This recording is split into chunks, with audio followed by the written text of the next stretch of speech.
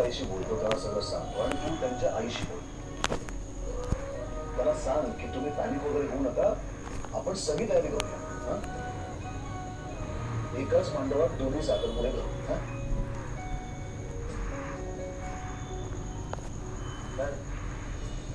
तुला काय करू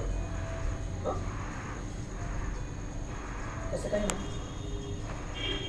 बघ अशी तोंड ठेवून का बसलेस? तू आधी स्वानंदीशी बोल. बोलतो मी त्यांना फोन करतो आणि तू त्यांच्या घरी फोन कर आणि घरी बोल. ठीक आहे?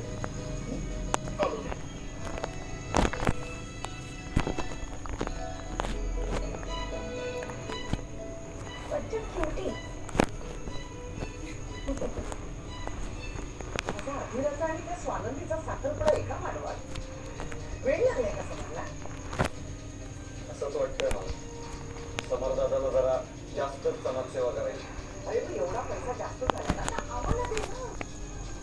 फालतू लोकांची लग्न कुठे लावत बसलाय हा छोटा इशू.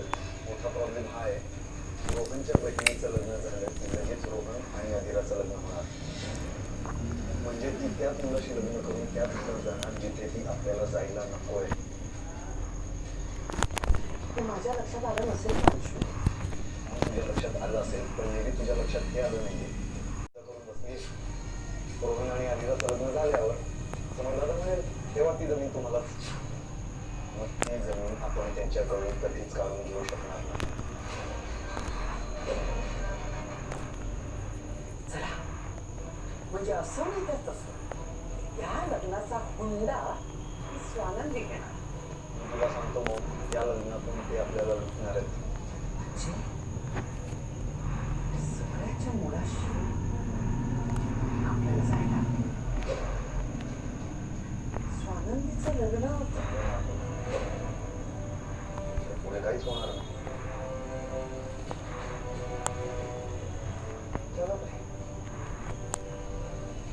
पण आपण स्वानंदीचाच खाता काढला तर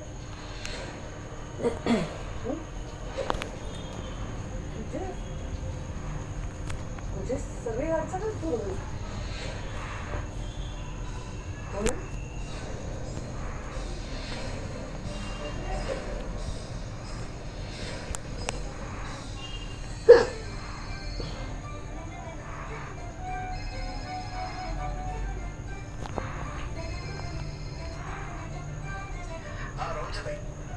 जर आपल्याला आता अर्जंटली भेटतंय. हो अधीराचे दादा ते काम करते ना. ती कंपनी माझ्या वडिलांची माझ्या आजोबांची किंवा माझ्या काकाची नाही आहे दुर्दैवाने. त्यांना मला वाटेल तेव्हा असं निघता येत नाही. I hope I hope you understand. आणि कळतंय मला आणि मलाही खूप महत्वाची कामं असतात. कंपनी चालवतो स्थळ शोधणं हे काही काम नाही ना माझं. का मला म्हटलं आहे कारण सध्या तुम्ही तेवढंच करताय. तुम्ही आता अजून स्थळ बघितली आता कशाला? आता ठरलं की तुमचं लग्न. मला तर असं वाटतं की तुमच्या त्या नवऱ्यानी ना लग्नामध्ये भेटायच्या आधी शिरस्त्राण घातलं पाहिजे आणि चिरखत आयुष्यभर अंगावरती घातलं पाहिजे. अहो तुमच्या शब्दांचे बाण आयुष्यभर टोचतील ना त्याला. मी बिझी आता आपण नंतर बोलूया का? अहो नाही खरंच महत्वाचं काम आहे. नाही आता तुमचं लग्न ठरलं म्हणजे रोहन आणि आदिराच्या लग्नातली एक मोठी तोड दूर झाली. म्हणजे आता त्यांच्या लग्नामध्ये कुठलाही अडथळा होणार नाही. त्यांच्याच लग्नाबद्दल बोलायचं मला तुमच्या नाही. बरं तुमचं होणारा खूप चांगलं आहे. मुळात ना चांगलं बोलतो सगळ्यांशी. वा म्हणजे तुम्ही बोलू देता तर त्याला. वा वा बरं ते जाऊ दे. हे बघा लग्न आणि साखरपुडा या दोन्हीची तारीख एकदा फायनल करून टाकूया म्हणजे ना पटापट लवकरात लवकर पुढची सगळी तयारी करता येईल.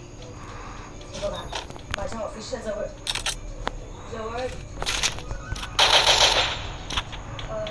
भेटणार असाल तरच मी ते काम करू शकेन.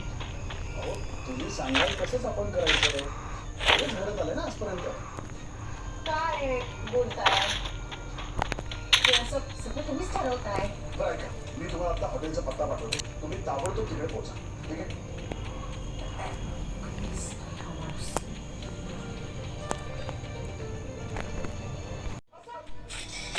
परमेश्वरा कसं होणार आहे रे देवा इथं मला की नाही मला आधी हे सांग तुझं काय म्हणणं आहे की आपण आपल्या घरी येणाऱ्या सोन्याच्या माळेच्या लोकांकडून हुंडा घ्यायचाय का आपण सुशिक्षित आहोत Capturing the म्हणता की revival point. नाही? अगं हुंडा घेणं हा कायद्यानं गुन्हा आहे माहितीये ना तुला म्हणजे बरी आहेस ना तू मी बरी पण आहे आणि मी खरी पण आहे.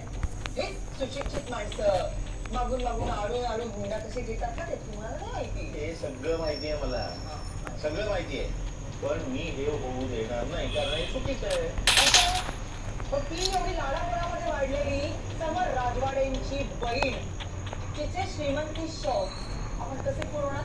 हा? तिचा खर्च कसा करणार? म्हणजे रोहनचा पूर्ण पगार तिचा खर्च मागवण्यामध्ये जाणार. बरोबर? हा? कारण इतकं मोठीला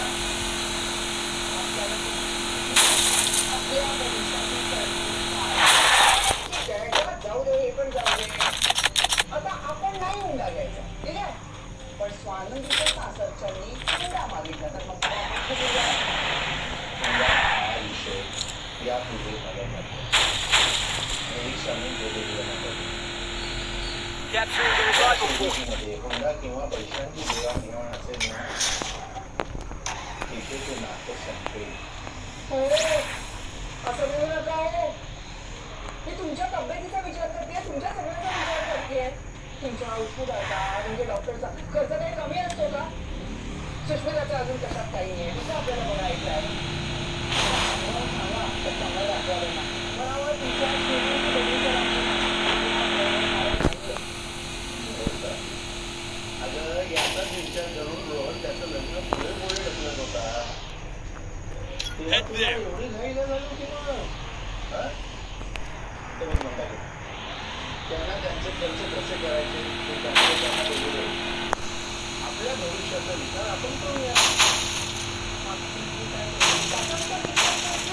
हुंडा घेऊ म्हणून म्हणतो ना, मी आयुष्यभर दारिद्र्यात राहिलो ना तरी मला चालेल चुकीच्या प्रकारे मुळीच पाळणार नाही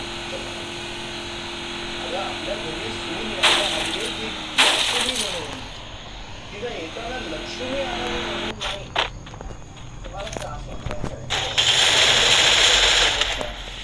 तर माझे सगळे त्रास ऐकून गेले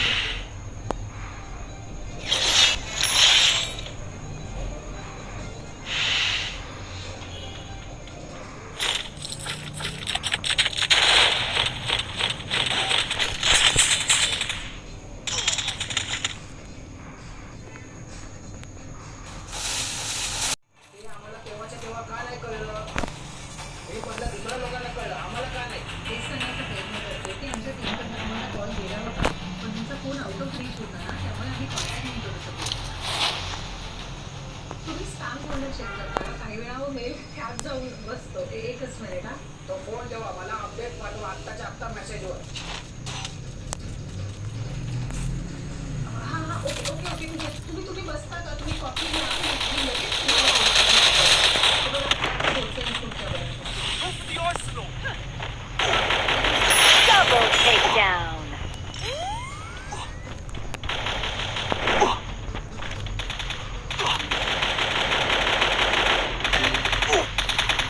Help me! Help me! Wanna play with me? Thanks. काही चेकिंग असेल तर फोन करून कळवा. हो wish thank you so much good day. Help me! काय माणूस आहे हा? अगं मी स्वतः केला होता याला फोन बंद करून ठेवतात. ते पुरुष ना असेच असतात मग आपली